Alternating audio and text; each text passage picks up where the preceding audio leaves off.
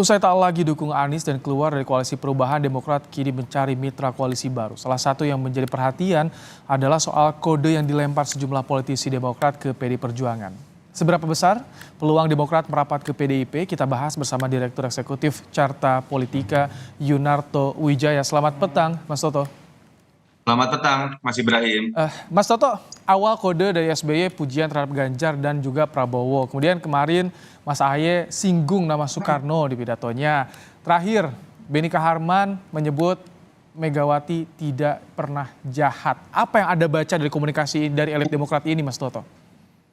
Iya, sebetulnya kalau kita tarik ke belakang lagi, ini bukan baru saja terjadi setelah perpecahan koalisi perubahan ya, ketika Demokrat akhirnya memutuskan diri untuk tidak bergabung lagi dengan koalisi perubahan. Tapi kalau kita lihat sebelumnya misalnya sudah ada pertemuan Mbak Puan dengan Mas Ahaye.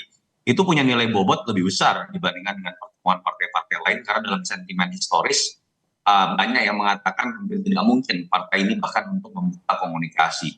Yang kedua, kita juga pernah lihat bagaimana ada ucapan atau tweet simbolik ya dari Pak SBY yang mengutarakan di dalam kereta beliau ada bersama dengan Pak Jokowi, ada bersama dengan Ibu Mega juga menuju ke satu tempat.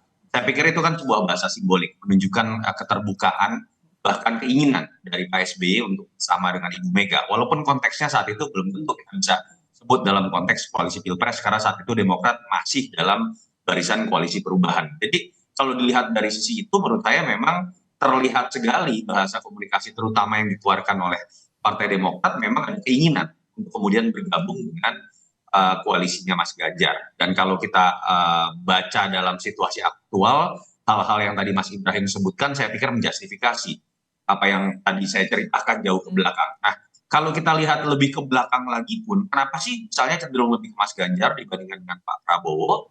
Walaupun misalnya PD Perjuangan dengan Demokrat ini cenderung tidak dalam satu barisan selama 20 tahun ya kalau kita lihat.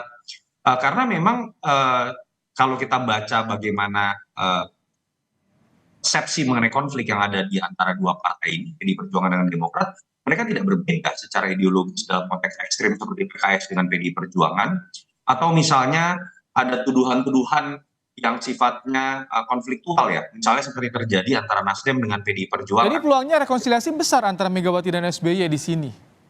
Ya, kalau kita lihat sangat mungkin statement dari Mbak Puan pun tetap membuka kemungkinan. Memang tinggal kata kuncinya adalah di Ibu Mega dan Pak SBY. Saya pikir kalau ada pertemuan yang terjadi di antara kedua sosok tersebut, bukan hanya dalam konteks pilpres loh. Ini kita akan melihat sebuah kesejukan dalam konteks yang lebih besar, rekonsiliasi bangsa antar dua tokoh bangsa yang memang bisa dianggap paling senior saat ini.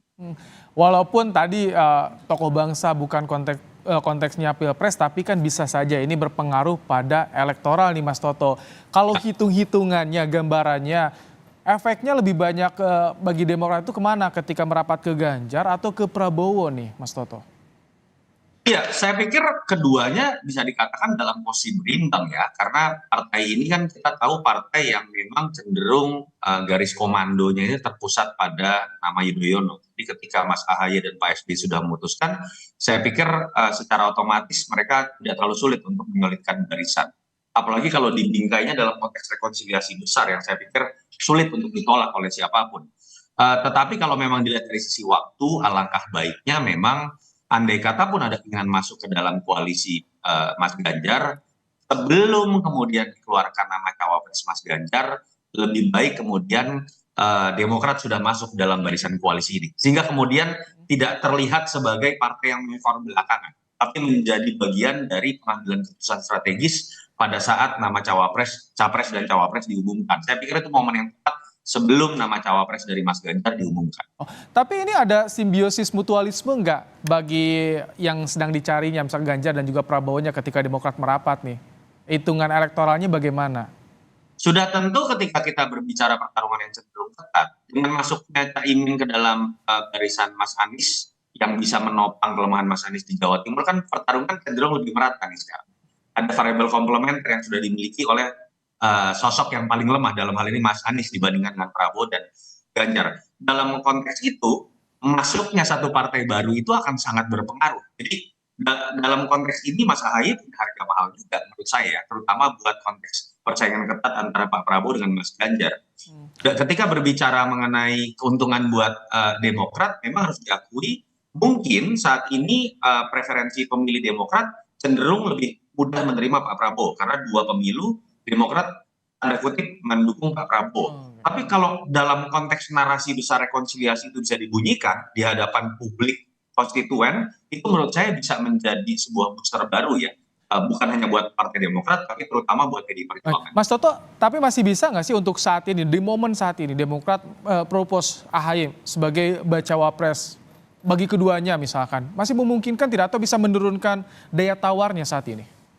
Dalam konteks keinginan pasti ya akan dicoba untuk menawarkan Mas Ahaye sebagai cawapres dan memang elektabilitas Mas Ahaye juga mumpuni.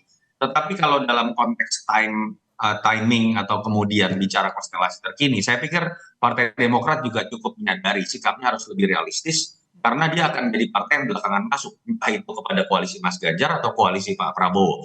Dan itu membutuhkan sebuah kesepakatan dari partai-partai yang misalnya sebelumnya sudah masuk dan merasa sudah berjibaku sebelumnya. Saya sih melihat Demokrat mungkin akan berpikir lebih dalam konteks jangka panjang. Umur Mas Ahaye juga masih sangat muda, masih banyak kesempatan untuk pemilu-pemilu berikut.